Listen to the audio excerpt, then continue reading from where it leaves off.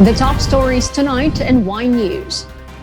Palace defends National Capital Region shift to general community quarantine amid rising COVID-19 cases. Final details on granular lockdowns will be released Tuesday. The Department of Health records more than 22,000 new coronavirus cases as Metro Manila, except Manila City, has been placed under COVID-19 Alert Level 4. Department of Education strengthens quality assurance in learning resources. DepEd also plans to reduce students' dependence on printed modules.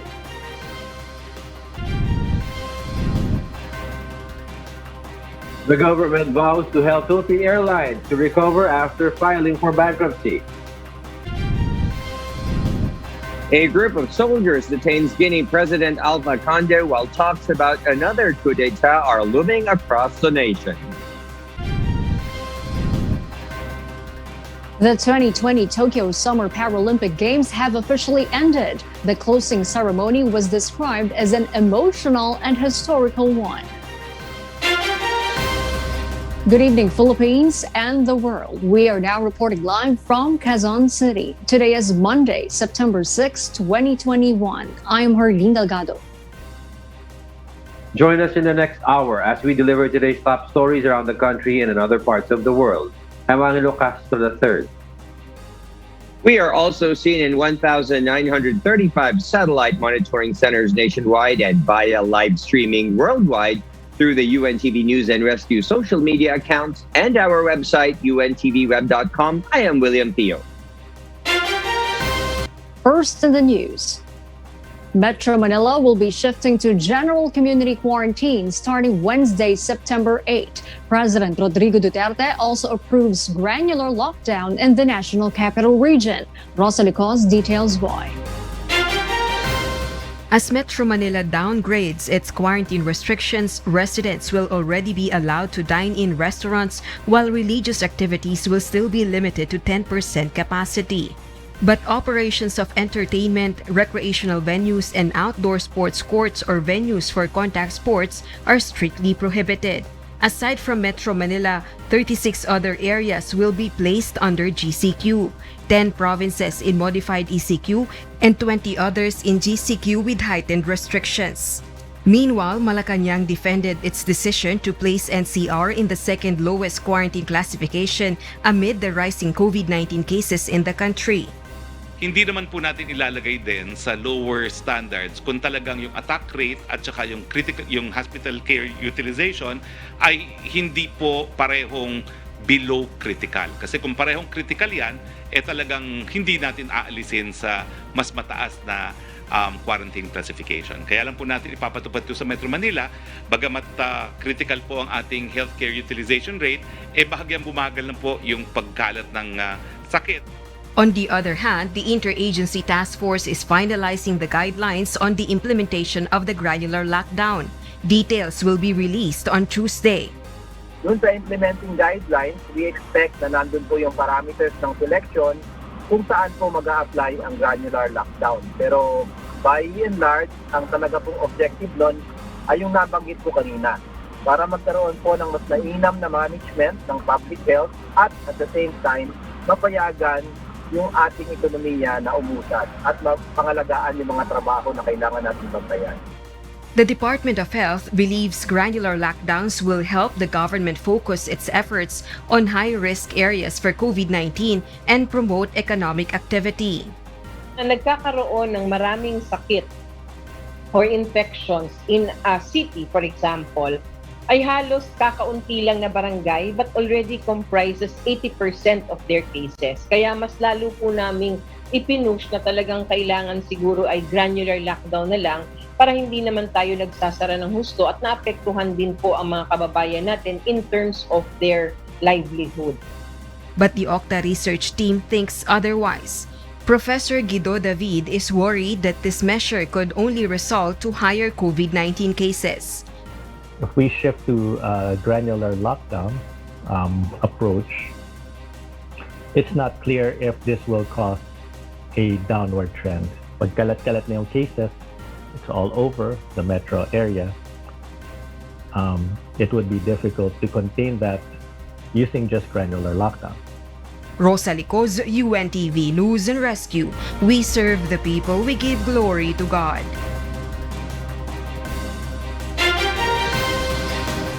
The government pilots testing of granular lockdown in the National Capital Region.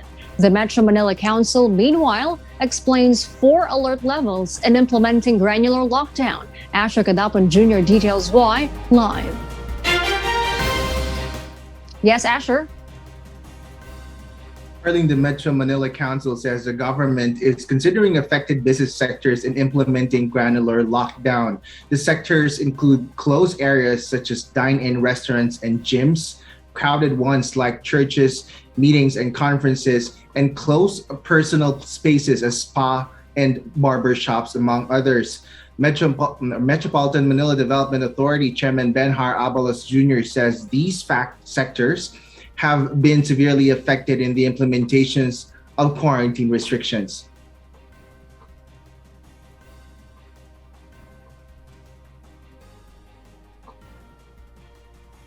Whatever is the status, always parating sarado sila. Madalas, no, as it is right now, no. So what they did is this: they did 4 level of alerts. In alert level 1, all industries will be allowed to open, while level 2 allows 50% capacity. Business in areas under level 3 will be permitted to operate in 30% capacity, but establishments in level 4 areas will have to remain closed. The Department of Health determines these alert levels. Abala says the National Task Force Against COVID-19 is fine-tuning the policy to identify how the levels will be determined.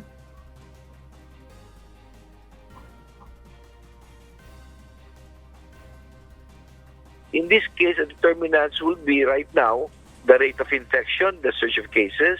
Number 2, the kind of virus it is. And the third will be the hospitals. But again, they are fine-tuning it kasi we've raised several issues about those determinants.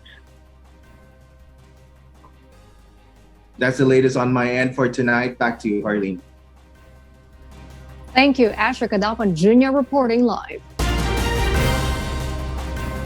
Meanwhile, the entire Metro Manila except the city of Manila is already under COVID-19 alert level 4 as more cases of the highly contagious Delta variant was detected. Aiko Miguel tells us why. The Department of Health reports 279 more COVID-19 Delta cases in different parts of the country, including the Bangsamoro Autonomous Region in Muslim Mindanao or BARM. This brings the total number of the more contagious variant to 2,068. 245 of these new cases are local, 21 are returning overseas Filipinos, while the remaining 13 are still being verified. All regions either have an alpha or a beta variant, while 16 regions have Delta variant cases.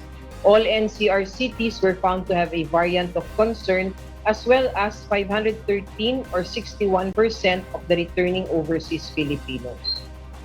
The Philippine Genome Center also found 29 alpha variant carriers, 28 beta variant patients, and 13 others who were infected with the P.3 variant. Along with this, the National Capital Region, except for the city of Manila, have been placed under COVID-19 Alert Level 4 due to increase in cases and hospitalizations. Alert Level 4 is raised if more than 70% of hospital bed capacity is occupied and the area is under moderate to critical risk for COVID-19. According to Health Undersecretary Maria Rosario Vergere, the Delta variant had been detected across all areas in NCR. Metro Manila also continues to register an upward trend in reported cases, which increased by 13% against the past 7 days. Quezon City has the most number of active coronavirus as of September 5, followed by Manila, Caloocan City, Pasig City, and Makati City. Cases may still continue to increase in the next weeks due to higher transmissibility of Delta variant.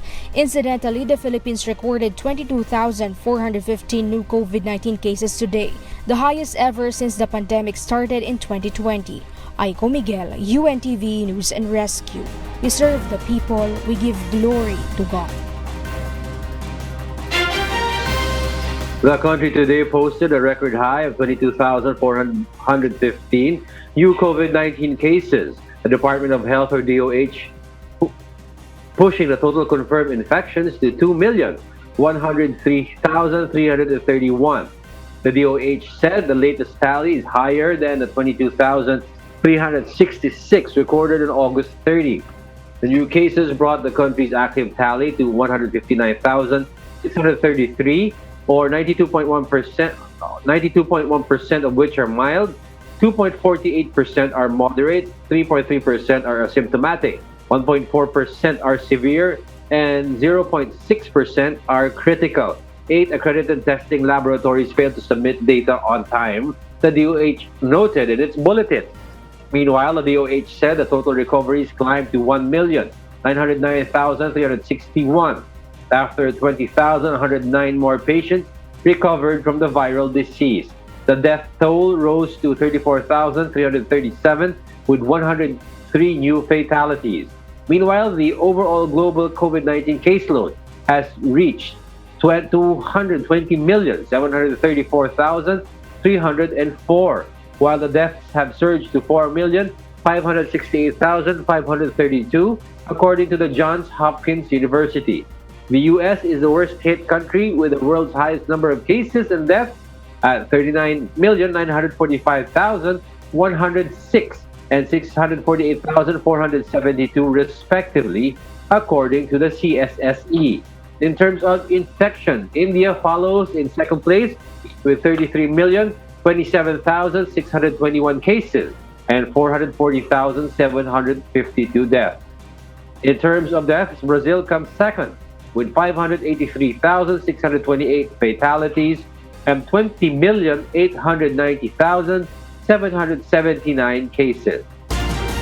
The OCTA group expressed their disagreement over the proposal to penalize independent research groups who have released their own data that may cause panic to the public.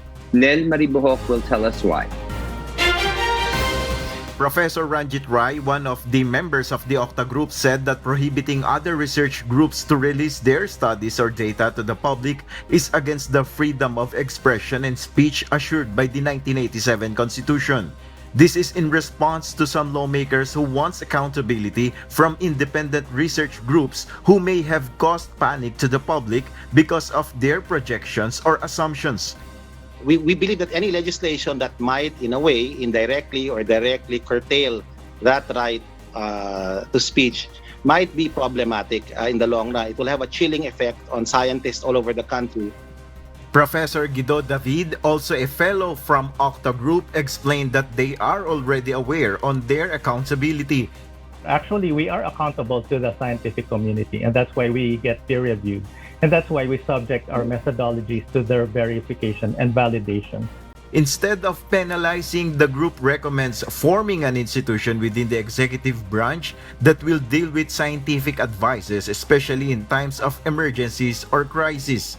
Meanwhile, House Deputy Speaker Lito Atienza questioned the political surveys being conducted by the OCTA Group. Ano pong basis ninyo? Bakit kayo nakikialam sa politika kung kayo ay medical? Sir, we're a research group, sir. We're a research group which has two research components to this research group. One is dealing with COVID research. The other is dealing with public opinion research. And our public opinion research, we have been providing the public the outputs of our surveys since January of this year. There's been no problem with that. Aside from COVID-19 projections, the group has been releasing survey results in relation in the coming elections. OCTA Research Group also insisted that they are not funded by government or any private sector and that their only intention is to provide public service. Nel Maribuhok, UNTV News and Rescue, we serve the people, we give glory to God. In other news, the Department of Education, or DepEd, strengthens their quality assurance to avoid or minimize the errors on their learning resources. Janice Inhente has the details live. Yes, Janice, good evening. What preparations has DepEd made to ensure a quality education for students? Yes, William, as part of Education Department's assurance to provide quality teaching, they have put up groups to check the content of the modules that the students will be using this school year. This is to ensure no errors nor misinformations will be included in those learning materials. They also carried out trainings for teachers at the regional level.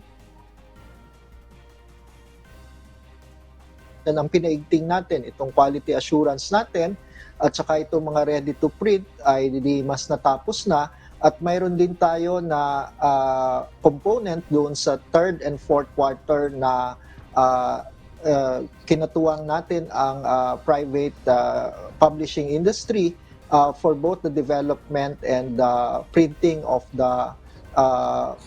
the self-learning modules for the third and fourth quarter.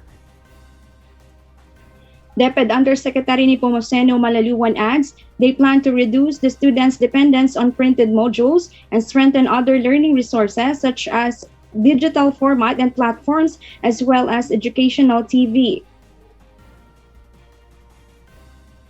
Ang isa pang directive ni Secretary Briones ay mabawasan yung ating dependence sa printed modules by effectively integrating itong ating iba pang forma ng learning resource, yung digital format, hindi lamang itong printed na inililimbag na ito, kung hindi mas magamit yung digital format and platform, gayon din yung mga naisalin sa educational TV episodes. Meanwhile, DepEd and the Department of Health are scheduled to present this week to President Rodrigo Duterte its joint guidelines on the proposed pilot phase of face-to-face classes in 120 public and private schools in the country. According to the palace, President Duterte may allow limited physical classes in areas with low risk of COVID-19 infections. It is a multidisciplinary issue now involving the health department because of mental health issues, effect to the children, and the lack of socialization on the children, as well as an economic problem, no? Because we are dealing with a generation that could possibly be lost, no? As a result of yung hybrid na ini-implement natin. Now, ang initial reaction ng Presidente, kung talagang pilot at sa mga areas na mababa talaga ang kaso, he may allow it. Pero dapat, pilot muna ang areas na mababa talaga ang kaso. Just so that we could, as I said, pilot it, no, and see if it works, if it can be implemented in other areas. William, as of September 6, 2021, a total of 17.9 million students have so far enrolled. DepEd expects it to increase before the opening of classes on September 13. Back to you, William. Yes, thank you, Janice and Hente, for that live report. Filipino students are back to school this September, though not physically back to school due to anti-COVID restrictions.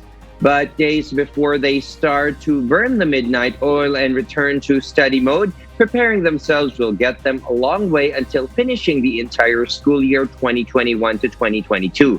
Those preparations may include a school day structure, which a U.S. study show could be beneficial for children. Nina Armilio reports.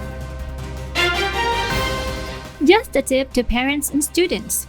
Creating a structured environment for children, whether during school days or when stuck in quarantine as the COVID-19 pandemic continues, could benefit children's health. During the study, with 50 rural school children participating over the course of 2 weeks in the USA, researchers found that behaviors that lead to obesity, like too much sedentary behavior or screen time, dropped on school days compared to non-school days, while amounts of activities increased. Here in the Philippines, based on the expanded National Nutrition Survey by the Food and Nutrition Research Institute, or FNRI, in 2019, there was a relatively low prevalence of overweight at 2.9% among Filipino children under 5 years old, and a median prevalence of 9.1% among children aged 5 to 10 years, and 9.8% among 10 to 19-year-olds. Now, to combat obesogenic behaviors on school days or during quarantine, some sort of structured program, or at least a structured schedule for children on those days, is recommended. Obesogenic behaviors include low physical activity, poor diets, irregular sleep, and excessive screen and media time. It's not necessarily the program itself that always provides the direct benefit, but the presence of attending something seems to shape behaviors outside of the program's operating hours and almost sets a default schedule for the day for the child. According to Keith Brazendale, an assistant professor in UCF's Department of Health Sciences and the study's lead author, webinars that students find interesting and which could contribute to their productivity.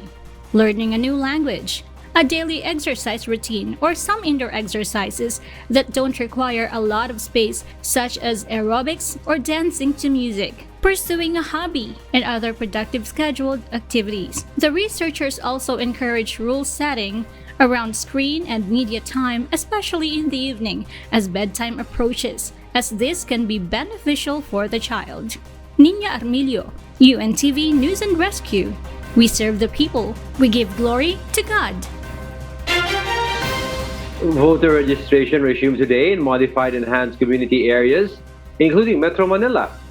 For today, commissional elections allowed walk-ins as registrants flocked to various registration centers. JP Nunez will tell us why. With 24 days left before the deadline on September 30, registrants in Metro Manila lined up in COMELEC offices as voter registration resumes today.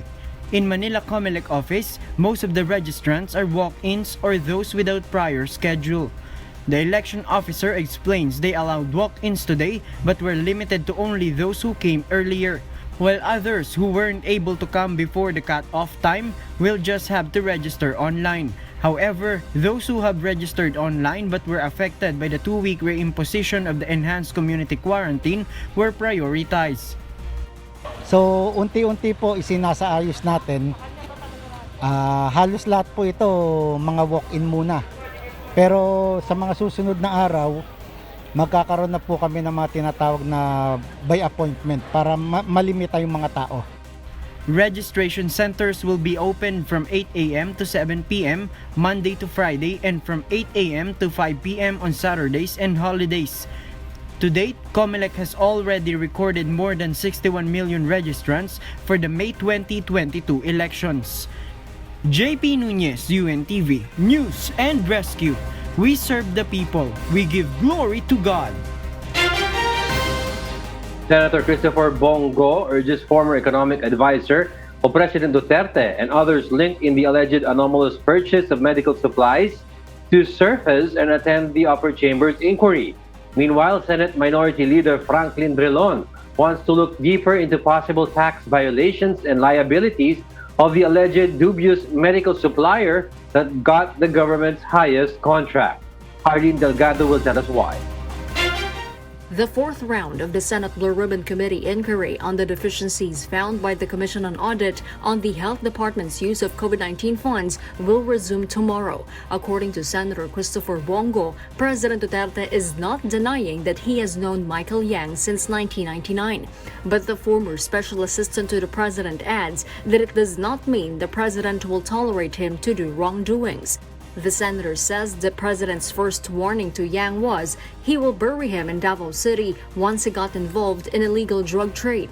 The committee has resent its subpoena to Yang. Senator Go, for his part, vows to attend the hearing, but he hopes that due process will be observed. Meanwhile, Senate Minority Leader Franklin Drilon wants to look into the possible tax violations of formerly Pharmaceutical Corporation apart from the alleged overpricing. According to Drilon, it is not clear if the company has paid the correct taxes, such as withholding tax and value-added tax.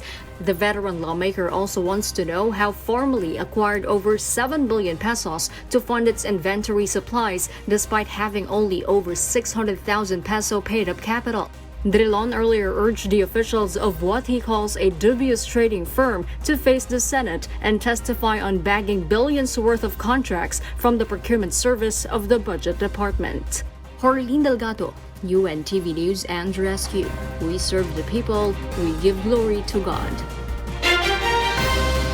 The Philippine government has offered its support to the embattled Philippine Airlines after it filed a bankruptcy petition in the United States. Ray Pelayo will tell us why.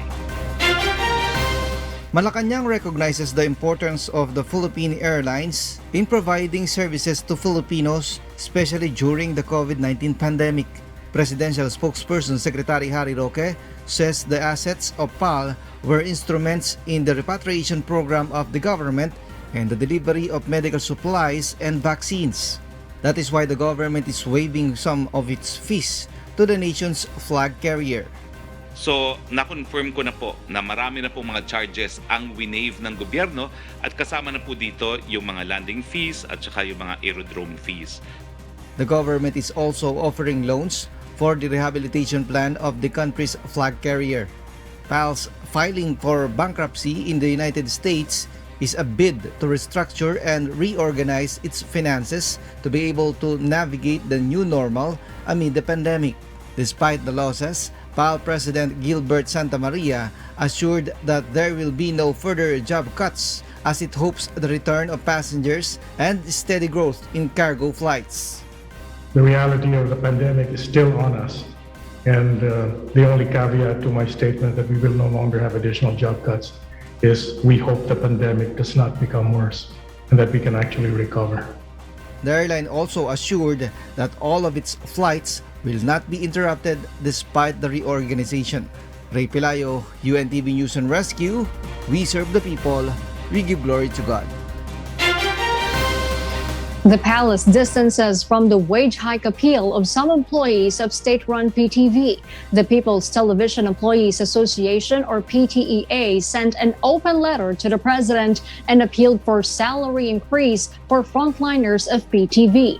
Presidential spokesman Harry Roque said they will let Presidential Communications Secretary Martin Andanar to address the issue. However, the secretary deferred to the PTV management. PTV management says it supports the request of PTEA. Hahayaan na muna namin na kayong dalawa ni Secretary Martin Andanar deal with this. I will have to defer to what Secretary Andanar and you will have to say about this. Philippine National Police Chief Police General Guillermo Eleazar expressed confidence on the Internal Affairs Service findings on the Laguna anti-drug operations last June 16. Operatives of Laguna PNP conducted an anti-illegal drug operation against Antonio Dalit alias Tala. Tala was the grandfather of 16-year-old John D. Hellis. Also killed in the operation was Hellis' girlfriend. Leah Ilagan has the details why. Philippine National Police Chief Police General Guillermo Eleazar believes that allegation of extrajudicial killings on the Binyan Laguna drug operation that killed minor John D. Hellis will now be put to rest. This after the findings of Internal Affairs Service that the 10 policemen involved in the operations are free from liability. The investigation also showed that everything was in order. Isang operasyon sa Laguna na nagresulta sa kamatayan ng isang minor de edad ang tinutukan ko dahil sa mga kontrobersyal na pahayag na isa itong kaso ng human rights abuse at inakusahan pang extrajudicial killing. Sa paglabas ng investigasyon na ito ng Internal Affairs Service, muling napatunayan na walang katotohanan ang mga paratang na may drug-related operations ng PNP na may bahid ng pang-aabuso gaya ng gustong palabasin ng iba. Eleazar says there are no witnesses that will prove that Hellis was handcuffed when he was shot to death by the police operative. Families of the victims also refused to cooperate with the investigation. Eleazar promised that he would be fair in handling all cases involving PNP personnel. Mabilis kami umaksyon sa mga pang-abuso ng ilan sa aming hanay, subalit tinitiyak din namin ang proteksyon ng napakaraming mabuting pulis sa aming hanay na ginagawa lamang ang kanilang sinumpang tungkulin na pagsilbihan at proteksyonan ang ating mga kababayan, lalo na sa banta ng iligal na droga. Leah Ilagan, UNTV News and Rescue. We serve the people. We give glory to God. A university professor told in an interview that while New Zealand government can introduce strict measures to prevent terrorist attacks, there is no way to stop them altogether. This comes after Prime Minister Jacinda Ardern confirmed authorities had exhausted most options, trying to deport terrorists who injured 7 people in Friday's attack at the supermarket in Lynn Mall, Auckland. Dr. John Battersby said that they need to look at powers that are more restrictive or powers that would allow the security agencies to introduce more control of individuals where there is high probability of an attack. He added that New Zealand needed to shift from prosecution-focused model for dealing with terrorism to a preemptive model. New Zealand's terrorism alert is at medium, where it had been before Friday's terrorist attack. A group of soldiers claim they have detained the president after a military takeover commenced in Guinea. Talks about another coup d'etat are looming over the nation. Maeve and Dog will tell us why live. Maeve? Elsie, with accusations of the government's mistreatment of citizens' rights and the disrespect of democratic principles, Colonel Mamadi Doumbouya initiated a military takeover on Sunday, detaining the president Alpha Condé. This event followed after hours of gunshots in the capital city, Conakry, Guinea, where the colonel announced the custody of the president. He then urged the people to go home, further pledging to create a transition government and no harm to the nation. Images and footage spread around on WhatsApp displaying the president surrounded by soldiers. He remained silent when he was asked if he was done any harm. His location remains unclear and his office and government officials have not given any statements yet. Meanwhile, the Secretary General of the United Nations, Antonio Guterres, posted a Twitter statement going against the government takeover, calling for the immediate release of the president. Elsie? Maeve, what has led to the deterioration of the Condé's government? Well, Elsie, the country of Guinea boasts the largest reserves of bauxite in the world, which is the main source of aluminum for cars, beer cans, and foil wrap. But nearly half of the country's population lives in poverty despite the natural riches that they have. The events also stirred up some speculations that the army was displeased after the parliament slashed the budget for security forces last week, which they also say was a move to fatten the politicians' salaries. Back to you, Elsie. Thank you, Maeve and Dog. A group of intensive care unit doctors and medical staffs across Ireland organized a fundraising event. Cyclists passed through as many community hospitals as possible on the way to Dublin, collecting white roses along the way. Ruth Bahe tells us why live. Ruth? Elsie, frontline workers headed by consultant intensivist at Cork University Hospital ICU felt uncomfortable being labeled heroic. And so the ICU For You Memorial Cycle charity event had its second run with aims of turning the focus back on those most in need at this time of pandemic. ICU doctors, nurses, paramedics, ambulance drivers, and air corps cycled from all 4 corners of Ireland to raise money for 4 charities mostly affected by the pandemic. Dr. Catherine Motherway, intensive care medicine consultant at Limerick, said, the 2-day fundraising cycle is also their way of giving back to the people who supported the public health measures. Over 7,450 white roses representing lives lost were laid at the Memorial Gardens in Dublin, where a ceremony was held Friday evening as a tribute to COVID patients who passed away. Members of the public were invited to visit the commemoration site to take a rose and remember a loved one.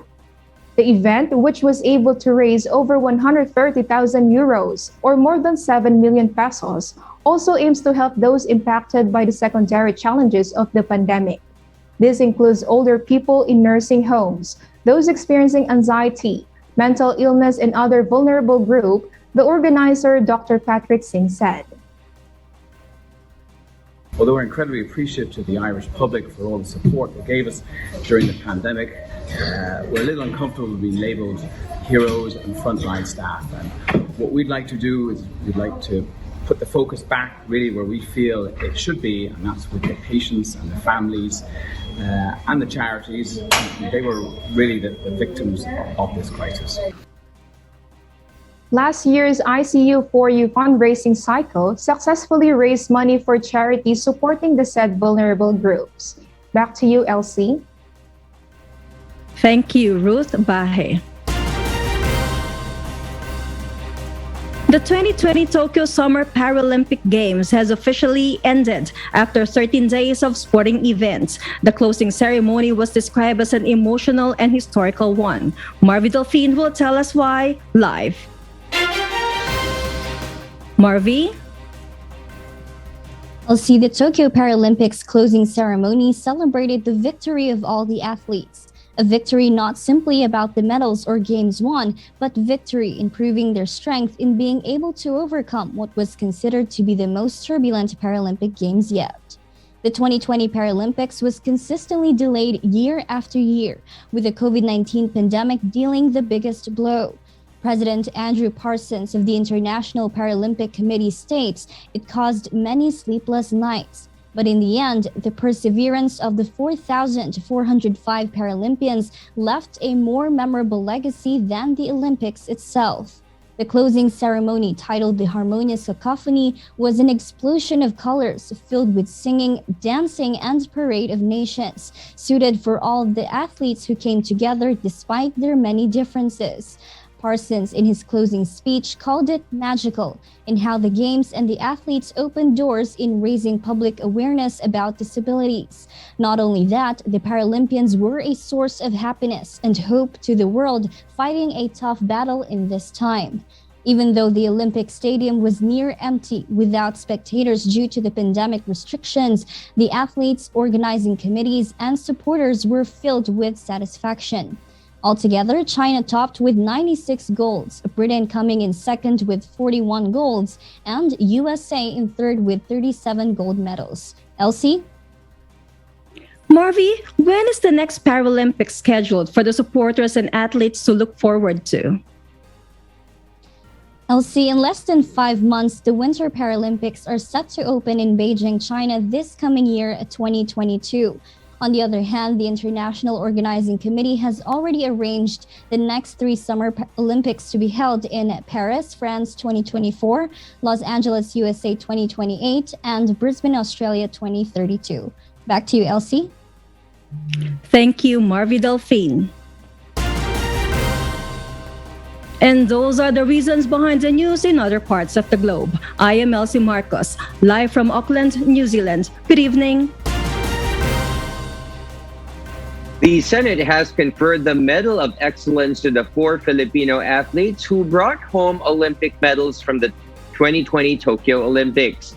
Gold medalist Heidelin Diaz, silver medalists Nesty Petesio and Carlo Paalam, and bronze medalist Yumir Marshall personally went to the Senate Session Hall to receive the medal and the commemorative certificates. Senate Majority Leader Juan Miguel Zubiri also said each senator pitched in 100,000 pesos as cash rewards. 1 million pesos for Diaz, 500,000 pesos for Petesio and Paalam, and 400,000 pesos for Marshall.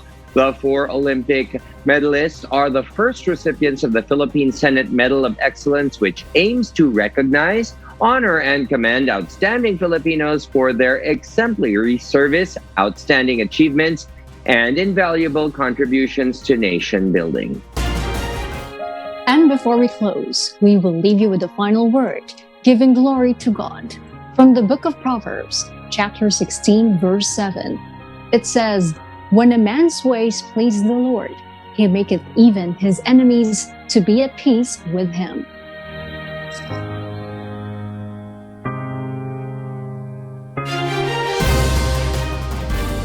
And those are the reasons behind the news, September 6, 2021. I'm Herlene Delgado. Reasons we deliver to you as they unfold. I'm Angelo Castro III. And because we need to know, we will always ask why. I am William Theo. We serve the people. We give glory to God.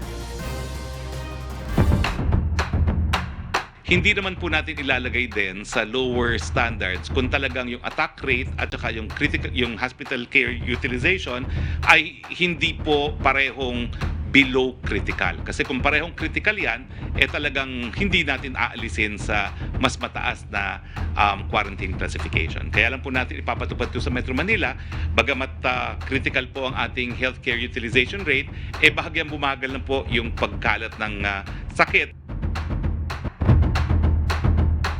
In this case, the determinants will be right now the rate of infection, the surge of cases. Number 2, the kind of virus it is. And the third will be the hospitals. But again, they are fine-tuning it kasi we've raised several issues about those determinants.